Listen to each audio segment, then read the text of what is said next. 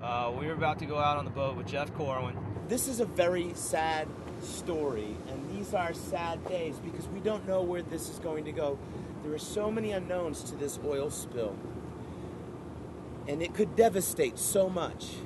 But we also have to remember that there could be an important life-learning lesson here in how we manage our resources. We're going to go out and we're going to go try to look for some wildlife that's been affected by this spill. This is our first definite proof that our wildlife is being infected. This little hermit crab, the beginning of the food pyramid of the ocean, right here, is already excreting oil.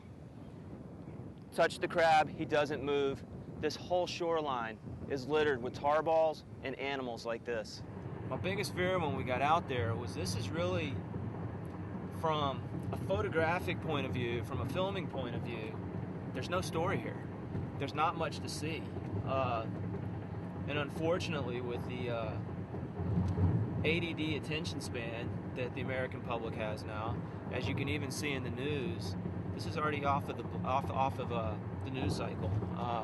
Until we see dead fish washing up on shore and we see, you know, oil messing up Pensagola's white sand beaches, I don't think we're going to get anyone involved. And worst case scenario is this stuff doesn't wash up on the beaches, stays out in the Gulf, and nobody cares about it.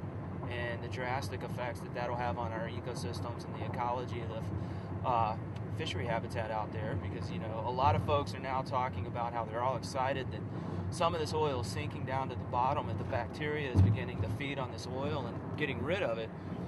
Well, anytime you start to talk about feeding, you're talking about a biological process. Well, you enter this into the biological process, you now have your bacteria eating it, which your krill then feed on the bacteria, your shrimp feed on the krill, game fish, other fish, reef fish feed on the shrimp. Circle of life. And it's the circle of life. You just have this horrible nightmare scenario just start to spiral out of control that, you know, the American population won't see and won't get concerned with because they don't see it. So that was my biggest concern about it. Sticking my arm in the water, didn't expect for the oil to come up the way it did. Did get a little red sunburn look on my arm a couple hours after putting my arm in the oil. You know, and thinking about it, what it did to my wrist in a short amount of time, just imagine, you know, the size of a pencil eraser getting on the gill of a fish. It's not going to take long to wipe that fish out and kill it. So we've got a serious situation on our hands, and I just hope the American population understands this. People call to action against groups like BP and the oil industry and ask for better safeguards to protect ourselves, because if we've got the technology to get out there and do this deep water drilling, by God, we better have the technology to be able to protect ourselves in accidents in this situation.